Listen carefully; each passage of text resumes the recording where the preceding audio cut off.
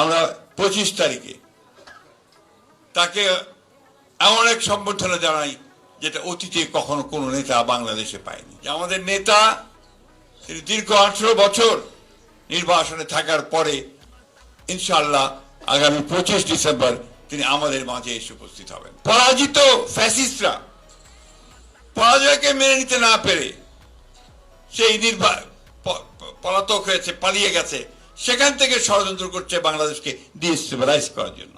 হয়ে গেলেন তিনি হাসপাতালে। সেই সময় আমরা এই ফ্যাসিস্ট হাসিনাকে সরাতে সক্ষম হলাম ছাত্র জনতার অভ্যুত্থানের মধ্যে দিয়ে, সেই 5ই আগস্ট।